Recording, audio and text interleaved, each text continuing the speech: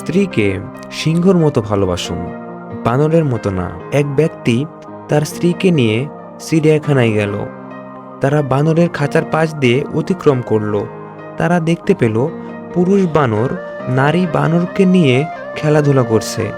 স্ত্রী তখন বলল, আহ, তাদের ভালোবাসা কত মধুর।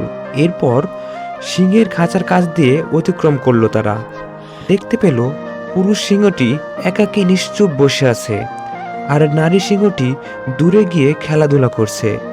স্ত্রী তখন বলল, দেখো, তাদের ভালোবাসা কত বিষাদ, কত দূরত্ব। তখন মহিলাটির স্বামী ছোট্ট লাঠি নিয়ে নারী সিংহের উপর মারল। এতে পুরুষ সিংহটি উত্তেজিত হয়ে উঠল। সিংহীকে রক্ষা করার জন্য সে দৌড়ে আসলো। এরপর তারা বানরের খাঁচার কাছে ফিরে আসলো। পুরুষ লোকটি নারী বানরের ওপর একটি ছোট্ট লাঠি নিক্ষেপ করলো, কিন্তু দেখা গেল পুরুষ বানরটি তখন খেলাধুলায় মত্ত রয়েছে, যেন কোনো কিছুই ঘটেনি। আমরা যা দেখি তার চেয়ে বেশি ভাবা থেকে বিরত থাকতে হবে।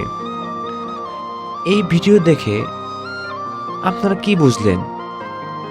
আসলে আমাদের ভালোবাসা উচিত কেমন? সিংহের মতো নাকি বানরের মতো? অবশ্যই কমেন্টে জানাবেন। এরকম আরও ভিডিও দেখতে আমাদের চ্যানেলটি সাবস্ক্রাইব করে আমাদের পাশেই থাকবেন। ধন্যবাদ। আসসালামু আলাইকুম।